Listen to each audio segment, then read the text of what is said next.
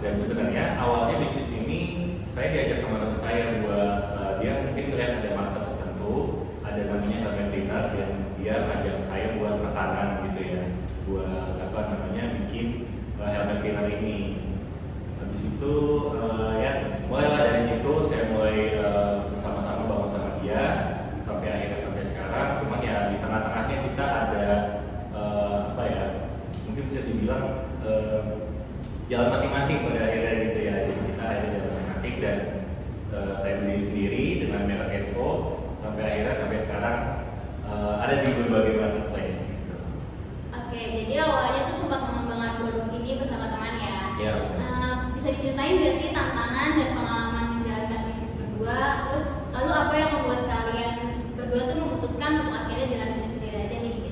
Oke, awalnya sih karena ini ya, awalnya tuh kita berawal dari visi misi yang sama gitu. Cuman mungkin di tengah-tengah tuh mulai ada perbedaan, dan mungkin kalau bisa dijelasin sih teman saya ini lebih fokus ke jual di marketplace kayak Facebook, terus juga via COD, via ketemu orang gitu ya biasanya. Kalau saya fokusnya ke online shop. Jadi kita kalau di online shop itu kan beda jauh ya dengan COD gitu ya. Kalau COD kan orangnya tuh langsung tuh yang jualan. Kalau online shop marketplace itu kan kita naruh barang di online, nanti ada kurirnya dan segala macam. Saya lebih nyaman di situ. Jadinya karena bahasanya apa ya, market tempat kita jualan aja udah beda gitu. Jadinya pada akhirnya yaudah kita jalan masing-masing aja deh gitu. Jadi dalam memulai bisnis ini, bagaimana sih proses awal saat merancang produk helmet cleaner ini? Apa saja aspek yang kamu perhatikan untuk memastikan produk itu efektif buat bisa diterima di pasaran? Oke, awal merancangnya ya seperti yang udah dijelasin tadi, itu awalnya bareng sama temennya. Dia ngasih tahu mengenai ini ada bahan dasarnya apa, cara bikinnya gimana segala macam. Tapi dari situ kita juga mulai riset lagi apa aja sih bahan baku utamanya dan fungsinya itu buat apa. Kalau tambahin bahan ini bakal jadi hasil efeknya kayak gimana. Itu kita trial and error bahasanya sampai akhirnya nemuin bahan-bahan yang krusial yang bagusnya untuk kayak gimana, dan hasil akhirnya yang paling bagus kayak gimana. Itu untuk pembuatan produknya. Kalau untuk branding dan desain produk tuh kamu menyebutkan kalau Esco sempat mengalami beberapa kali perubahan logo dan visual. Bagaimana proses kreatifnya dan apa yang menjadi inspiratif dalam membuat branding yang sesuai dengan target market? Awalnya, nah ini kalau ngomongin soal logo, benar udah beberapa kali dirombak, ada perubahan dari segi desain, warna, sama bahkan fontnya juga berubah. Awalnya itu saya ngincer market ke bawah ya, menengah ke bawah. Jadinya tentunya secara overall desain kita juga kasih desain yang lebih menarik untuk menengah ke bawah. Jadi mungkin desain awalnya itu lebih kelihatan ini murah dan ini terjangkau buat mereka gitu. Cuman makin lama kita akhirnya mendapatkan hasil produk yang lebih bagus, lebih premium, tentunya bahan baku juga naik ya. Jadi kita mulai menyasar ke menengah, bahkan menengah ke atas. Maka dari itu desain juga dirombak, kita ubah lagi ke arah yang lebih profesional, sehingga market yang menengah bahkan menengah ke atas itu jadi tertarik sama produk kita, karena kita pun udah menyediakan produk yang lebih premium gitu dibanding sebelumnya. Makanya itu yang mulai ada perubahan dari situ. Oh iya, aku tuh penasaran banget. Boleh nggak sih ceritain pengalaman kamu waktu produk ini tuh pertama kali diluncurkan ke pasar? Kayak seperti apa sih antusias atau tantangan yang kamu hadapi pada saat itu? Awalnya pertama kali banget ketika baru saja jadi ya kita mulai dapat pasaran itu bisa dibilang nggak laku teman-teman. Bisa dibilang hampir 3 bulan itu nggak ada yang pesan. Nah dari situ ya kita tentunya nggak cuma diem aja ya, kita juga sambil riset apa sih yang kurang, apa sih yang bikin orang tertarik, kenapa nggak ada yang beli, apa sih yang bikin orang tertarik. Kita mulai kasih promo-promo, kasih diskon, kita bikin paket, mungkin kita kasih gratis ini, gratis itu. Jadinya mulai tuh ada yang tertarik beli gitu ya. Terus apa gitu ya? Tadi itu jawaban yang tadi kan Ayah kan penasaran yang pengalaman waktu produk pertama kali diluncurkan. Iya pertama kali ya. Terus yang antusias tantangan yang dihadapi saya itu tadi dijawab.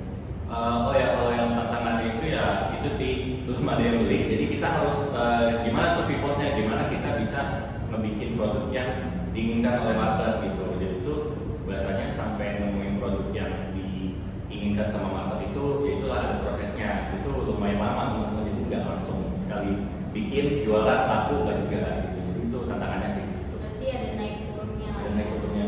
Oke, ada nggak sih rencana pengembangan produk lainnya ke depannya? Mungkin dalam kategori perawatan motor lainnya, atau SO akan tetap fokus pada helmet cleaner aja? Untuk sekarang ini sih kita sudah mulai ya. Awalnya kita kan brandingnya Esco itu sebagai profesional helmet cleaner aja. Cuman sekarang kita juga udah merambah ke produk-produk lain kayak ada sabun motor, kita juga bikin pengkilat motor, penghitam gumido dan segala macam. Kita juga mulai develop. Cuman namanya juga produk masih awal, balik lagi kayak helmet cleaner tadi ya. Awal-awal mungkin antusiasmenya nggak sewah itu, maka kita juga sambil riset biasanya mulai dikembangin lagi kira-kira sampai nemu yang cocok gitu di market gitu. Sebagai pebisnis muda nih pasti ada suka dan duka yang dirasain. Bisa diceritain nggak momen paling berkesan atau tantangan terbesar yang pernah kamu hadapi selama menjalankan SO ini? Tantangan terbesar sih bisa dibilang pas awal merintis ya, pas awal jualan. Terkendalanya lumayan banyak. Pertama terkendala di keluarga ya. Keluarga pada saat itu belum ada yang namanya bisnis jual barang gitu. Jadi baru saya pertama kali dan keluarga pun belum support secara penuh karena masih bertanya-tanya apakah ini bisa menghasilkan gitu. Jangan sampai udah keluar duit, namanya juga kan bisnis ya kayak gitu. Jangan sampai udah keluar duit malah nggak balik modal gitu. Saat itu juga saya minta modal lah bahasanya ya buat biar produknya bisa lebih banyak atau lebih variatif. Cuman orang tua pada saat itu karena masih belum yakin, jadi nggak bisa ngasih saya modal besar. Jadi modal terbatas itu saya harus pikir gimana ceritanya dengan modal sedikit itu saya kembanginnya harus fokus kemana biar nggak terlalu buang-buang duit, biar duitnya yang modal yang ada sekarang itu efektif gitu. Ya, itu sih paling apa ya tantangannya pada saat itu ya. Menurut kamu sendiri tuh apa yang membuat SO ini tuh berbeda dari kompetitor lainnya di pasaran? Kayak apa nilai lebih yang ingin kamu tawarkan kepada konsumen?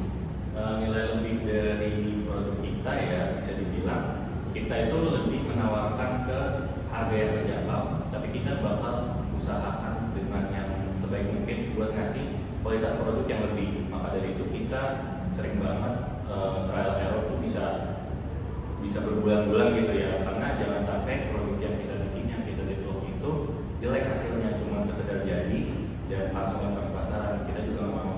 Jadi walaupun kita naruh harganya juga murah, tapi kita bisa kasih dengan harga yang mereka beli, dengan harga yang mereka keluarkan, itu bisa dapat kualitas yang lebih dari itu bahkan kalau bisa. Oke, terakhir nih, boleh kasih tips atau saran yang ingin kamu bagiin untuk digiters yang mungkin ingin mencoba mulai bisnis? Buat yang pengen mulai bisnis ya, saran dari saya jangan terlalu fokus dengan apa yang kita suka, karena belum tentu yang kita suka itu diterima di pasaran. Kalau saran saya sih, kalau benar-benar ingin mulai bisnis, kalian harus tahu dulu ada market kosong apa di pasaran yang bisa kalian isi. Ada nggak sih permasalahan utama yang orang lain itu butuh, tapi belum ada barangnya? Nah di situ kalian harus masuk tuh. Kalian bisa nggak sediakan barang itu atau jasa itu? Kalau kalian bisa sediain itu, saya yakin banget produk kalian pasti bakal cepat dan mudah diterima oleh pasaran karena kalian bisa menyediakan apa yang solusi bagi orang tersebut.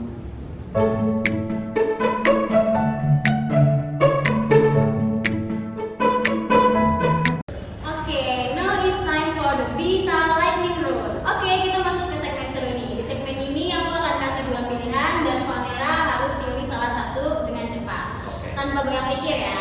Jadi pilihannya mungkin nggak selalu mudah, tapi ya di situ tantangannya.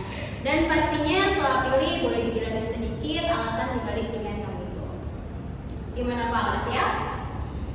Oke, langsung aja. Oke, kita mulai ya. Kerja sendiri atau kerja sama tim? Kerja sama tim. Boleh kasih alasannya? Kerja sama tim nih saya ada nemu quotes yang cukup bagus gitu ya. Kalau kamu pengen jalan cepat, kerja jalan sendiri. Kalau pengen jalan jauh, jalan sama teman atau jalan bersama gitu. Jadi kalau kalian punya tim, nanti kan jalan sama tim karena itu bakal ngebawa kalian itu lebih jauh gitu. Jadi nggak cuma di situ aja.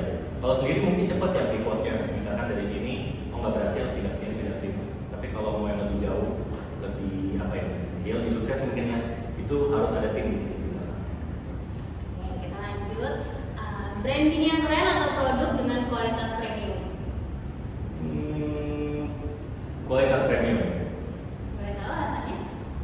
bagus itu banyak yang branding, mungkin jual baju atau jual parfum dengan brandingnya bagus, tapi ketika konsumennya beli, oh ternyata produknya nggak sebagus itu, nggak sewat itu, cuman karena udah viral mungkin ya orang-orang nyobain, ya karena mungkin produknya nggak sebagus itu, jadi orang banyak yang kecewa. Jadi kalau menurut saya fokus ke produk yang bagus dulu, baru mungkin kalian bisa naikin marketingnya gimana biar lebih viral, biar lebih naik lagi gitu. Tapi tetap intinya produk harus bagus. Feedback jujur dari teman atau langsung dari konsumen? Langsung dari konsumen. Kenapa tuh? Karena konsumen itu kan beli ya, jadi istilahnya dia ngeluarin uang untuk beli produk kita. Jadi apa yang keluar dari mereka itu menurut saya itu lebih jujur daripada sama teman. Karena bisa aja karena teman nih, jadi mungkin dibaik-baikin, bagus-bagusin gitu. Pencitraan ya. Oke, packaging menarik atau kualitas bahan terbaik? Balik lagi kualitas bahan. Kualitas bahan. tetap seperti yang dijelaskan. Produk lebih cepat dikenal atau branding bertahap dan konsisten? Branding bertahap dan konsisten. Alasannya? Alasannya akan lebih yang namanya juga konsisten walaupun bertahap itu mungkin nggak secepat itu naiknya, tapi lebih stabil teman-teman. Jadi produk kita bakal bertahan di pasaran lebih lama dan lebih bahasanya lama-lama juga banyak dikenal orang gitu kan, daripada naik sebentar terus turun lagi dan hilang. Karena banyak produk kayak gitu yang viral habis itu udah orang nggak pilih lagi. Karena penasaran doang ya. Karena penasaran doang ya. Oke, terakhir nih ya. Target penjualan tercapai atau membangun brand yang dikenal luas? Membangun brand yang dikenal luas. Brand kita alasannya? Kalau brand kita dikenal luas itu bisa membangun namanya komunitas ya. Kalau kita udah bikin komunitas,